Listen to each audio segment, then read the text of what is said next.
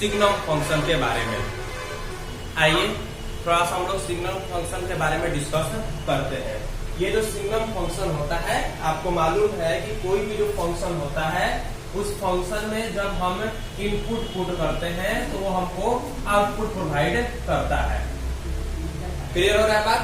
तो signum function का अगर हम बात करें तो उस सिग्नम फंक्शन में अगर हम इनपुट पुट करते हैं, जैसे सपोज दैट अगर कोई हम इनपुट पुट करते हैं ग्रेटर देन 0 का इनपुट पुट करते हैं, ठीक है, जैसे अगर हम 1 पुट करते हैं, जब इसमें कोई भी वैल्यू जो आपका 0 से बड़ा होता है, अगर x का वैल्यू कोई भी हम लेते हैं और अगर वो 0 से बड़ा होता है और जब हम इसमें पुट करते हैं तो आपका 1 ही देता है। कहने का मतलब अगर x इक्वल टू अगर हम 1 कर दें तो fx इक्वल टू क्या हो जाएगा? 1 हो जाएगा। उसी तरीके से अगर x इक्वल टू अगर हम 2 कर दें तो fx इक्वल टू क्या हो जाएगा? वो 1 ही होगा। क्लियर हो रहा है बात? उसी तरीके से अगर हम x बराबर अगर 0 पुट करते हैं, अगर हम x 0 के बराबर पुट करते हैं तो y ई आपका fx भी क्या हो जाएगा? 0 हो जाएगा। अगर हम नेक्स्ट बात करते हैं, अगर x हम कोई लेस देन 0 लेते हैं, सपोज दैट -1 पुट करते हैं तो fx जो है हमारा क्या हो जाएगा? -1 हो जाएगा। अगर हम x क्या करते हैं -2 पुट करते हैं तो fx हमारा क्या हो जाएगा? -2 हो जाएगा। कहने का मतलब ये जो सिग्नम फंक्शन है, ये सिग्नम फंक्शन मात्र 3 ही वैल्यूज प्रोवाइड करता है, 1, 0 और -1। ये एक ऐसा फंक्शन है जिसमें से हम कोई भी अगर इनपुट पुट करते हैं, x ग्रेटर देन 0 पुट करते हैं, x इक्वल टू 0 पुट करते हैं या फिर x लेस देन 0 पुट करते हैं, वो हमेशा क्या वैल्यू देगा? 1, 0 और -1 देगा। क्लियर हो रहा है बात? आइए इसके ग्राफ को हम थोड़ा सा देखते हैं। देखिए ग्राफ हम थोड़ा सा इसका ड्रॉ करते हैं। ये हमारा x एक्सिस हो गया, ये हमारा x एक्सिस हो गया और ये हमारा y एक्सिस हो गया। अब देखिए यहाँ 0, 0 पॉइंट ले लिए, इधर 1 ले लिए, इधर 2 ले लिए, इधर 3 ले लिए, नेगेटिव डायरेक्शन में -1 ले लिए, -2, -3, इसके नेगेटिव डायरेक्शन में -1, -2, -3, -4 और इसके पॉजिटिव डायरेक्शन में 1, 2, 3, 4। अब ध्यान दीजिए, अब हम इस यहां पर जो हम fx का वैल्यू फाइंड आउट किए हैं, इस fx के वैल्यू को हम क्या करते हैं? ग्राफ में पुट करने का काम करते हैं। पहला जो हमारा है x जब हम बराबर 1 ले रहे हैं तो fx का वैल्यू कितना आ रहा है? 1 आ रहा है। यानी कि x का वैल्यू जब हम 1 ले रहे हैं तो इसका वैल्यू क्या आ रहा है? 1 आ रहा है। यानी कि ये कौन सा पॉइंट हो गया? 1 कम होगा। जब 2 भी पुट कर रहे हैं, जब हम x बराबर 2 पुट कर रहे हैं तो fx का वैल्यू क्या आ रहा है? 1 ही आ रहा है। यानी कि ये आपका यहाँ पर भी क्या हो जाएगा? ये 2,1। क्लियर हो रहा है बात? अगर हम 0 पुट करते हैं, सपोज दैट अगर हम fx का वैल्यू क्या पुट करते हैं? 0, तो x का वैल्यू क्या हो जाएगा? 0, यानी कि ये। क्लियर है? अगर हम लेस देन की तरफ चलते हैं, अगर x का वैल्यू -1 पुट करते हैं तो आपका fx का वैल्यू क्या है? -1। क्लियर है? अगर हम -2 पुट करते हैं तो फिर हमारा क्या है? -1 वैल्यू है। यानी कि अगर इस लाइन को अगर हम ज्वाइन करें, अगर इस हम लाइन को ज्वाइन करें तो कुछ ऐसा हमारे पास क्या आएगा? फिगर आएगा। क्लियर हो रहा है पॉइंट? यहां पर ध्यान दीजिएगा, ये दोनों क्या है? क्लोज्ड है, लेकिन ये क्या है? ओपन है। ये क्या है?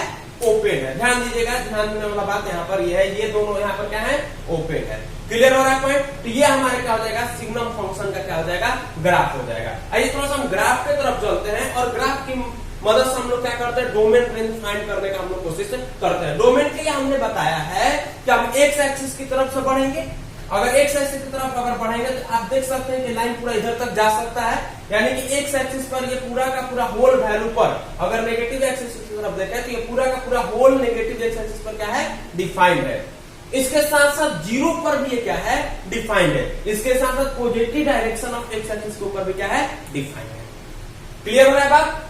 तो इसका मतलब यह हो गया कि अगर इस फंक्शन का अगर हम डोमेन का बात करें, इस फंक्शन का डोमेन क्या हो जाएगा? डोमेन ऑफ दिस फंक्शन क्या हो जाएगा? ऑल रियल नंबर्स हो जाएगा। क्लियर हो रहा है बात? और नेक्स्ट अब हम बात करते हैं रेंज का। रेंज के लिए हम क्या करते हैं, हम वाई एक्सिस की तरफ से बढ़ना शुरू करते हैं। देख सकते हैं इधर नहीं डिफाइंड है, यहाँ पर डिफाइंड है, यानी कि रेंज ऑफ द फंक्शन क्या हो जाएगा, एक क्या हो रहा है -1 हो रहा है, एक क्या हो रहा है 0 हो रहा है, और एक क्या हो रहा है 1 हो रहा है। क्लियर हुआ पॉइंट? यानी कि इस फंक्शन का रेंज क्या हो जाएगा, -1, 0 और 1। आई होप आपको क्लियर हो रहा होगा। अब आगे चलते हैं और दूसरे फंक्शन के बारे में हम लोग डिस्कस करते हैं। चलिए अब हम लोग नेक्स्ट फंक्शन पढ़ते हैं, फ्रैक्शनल पार्ट फंक्शन। देखिए फ्रैक्शनल पार्ट फंक्शन से पढ़ने से पहले थोड़ा सा हम लोग जो पहले पढ़ चुके हैं ग्रेटेस्ट इंटीजर फंक्शन के बारे में, उसके बारे में थोड़ा सा डिस्कस करते हैं। अगर आप लोगों ने ग्रेटेस्ट इंटीजर फंक्शन को नहीं देखा है तो जाकर पहले उस वीडियो को देखिए, मैं आई बटन में उसका लिंक दे दूंगा। आइए डिस्कस करते हैं ग्रेटेस्ट इंटीजर फंक्शन के बारे में, थोड़ा सा हम बात करते हैं। जैसे जो ग्रेटेस्ट इंटीजर फंक्शन होता है उसको हम इस तरह से दिखाने का हम लोग काम करते हैं, और एक्स में हम कोई भी इनपुट को पुट करते हैं, कोई भी इनपुट को पुट करते हैं तो या तो x के बराबर हो जाता है या फिर x से क्या हो जाता है, छोटा हो जाता है। कहने का मतलब x से बराबर कब होगा, जब x कोई इंटीजर होगा, और जब x अगर इंटीजर नहीं होगा तो x से क्या हो जाता है, वो छोटा वैल्यू करें। जैसे 3.1 का अगर हम ग्रेटेस्ट इंटीजर फंक्शन निकाले तो क्या होता है, 3 हो जाता है। अगर 2.999 का अगर ग्रेटेस्ट इंटीजर निकाले तो क्या हो जाता है, 2 हो जाता है। उसी तरीके से अगर हम 3 का ग्रेटेस्ट इंटीजर निकाले तो इसका क्या हो जाएगा, 3 हो जाएगा। क्लियर हो रहा है? उससे छोटा वैल्यू लेगा या फिर वही वैल्यू लेगा। जैसा अगर नेगेटिव की तरफ बात करें तो -2.999 का अगर निकालेंगे तो क्या हो जाएगा, -3 हो जाएगा। क्लियर हो रहा है? अब देखिए फ्रैक्शनल पार्ट फंक्शन को क्या करना है। फ्रैक्शनल पार्ट फंक्शन करने का मतलब f(x) इक्वल टू क्या होता है, फ्रैक्शनल पार्ट ऑफ x। इसका मतलब यह हो जाता है कि अगर हम क्या करेंगे, अगर हमारे पास क्या दिया होगा, कोई अगर फ्रैक्शनल पार्ट फंक्शन दे दिया होगा तो वो इसके बराबर होगा। इसका मतलब क्या होता है, हम इसको थोड़ा सा समझते हैं। फ्रैक्शनल पार्ट ऑफ x का मतलब हम लोग समझते हैं। फ्रैक्शनल पार्ट ऑफ x कहने का मतलब ये होता है x minus greatest integer function of x। कहने का मतलब fractional part of function of x का मतलब ये हो जाता है x minus greatest integer of x। Clear हो रहा है? जैसे सपोज दैट अगर हम फ्रैक्शनल पार्ट ऑफ 3.1 निकालते हैं, 3.1 निकालते हैं तो क्या होगा, 3.1 माइनस 3.1 का ये ग्रेटेस्ट इंटीजर। क्लियर हो रहा है? तो ये क्या हो जाएगा, 3.1 इक्वल टू 3.1 माइनस इसका अगर हम ग्रेटेस्ट इंटीजर निकाले 3.1 का तो क्या हो जाएगा, 3 हो जाएगा, इक्वल टू क्या हो जाएगा, 0.1।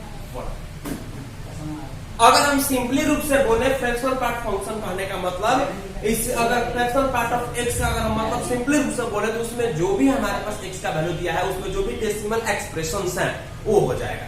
अगर हम नेगेटिव की तरफ आते हैं और नेगेटिव की तरफ थोड़ा सा डिस्कस करते हैं, कहने का मतलब सपोज दैट अगर हमको निकालना होगा फ्रैक्शनल पार्ट ऑफ -2.75 तो क्या लिखा हुआ है, x minus greatest integer of x। तो x क्या है, -2.75। क्लियर है? Minus of greatest integer of x, तो -2.75 का अगर ग्रेटेस्ट इंटीजर ऑफ x निकालेंगे तो क्या हो जाएगा, माइनस आपका 2.75 का क्या होगा, -3 होगा। क्लियर हो रहा है? यानी कि ये माइनस माइनस प्लस हो गया, 3 माइनस 2.75, तो 3 में से जब 2.75 को घटाएंगे तो क्या हो जाएगा, 0.25 हो जाएगा। क्लियर है पॉइंट?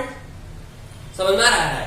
अब ध्यान दीजिए, अब अगर हम इसे फ्रैक्शनल पार्ट ऑफ फंक्शन के ग्राफ की तरफ अगर हम चलते हैं, थोड़ा सा हम ग्राफ की तरफ और इसको समझने का कोशिश करते हैं। देखिए इसका fractional part of graph, fractional part function का ग्राफ कुछ इस तरह से बनेगा।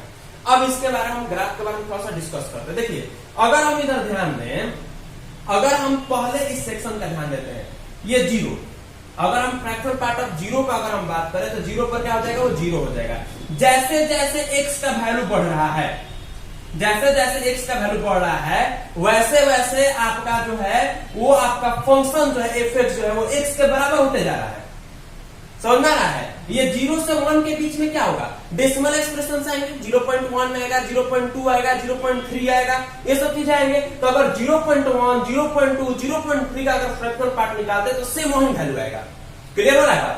तो जैसे जैसे अगर ये इधर बढ़ते जा रहा है सेम वो वैल्यू के साथ बढ़ते जा रहा है। लेकिन जैसे ही अगर वो यहां पर 1 के पास पहुंचता है, 1 के पास पहुंचता है तो आप देख सकते हैं कि 1 पर मेरा क्या है, फॉलो है, वहां पर उस वैल्यू को नहीं ले रहा है, वो सीधे किसके बराबर हो जा रहा है, 0 के बराबर हो जा रहा है।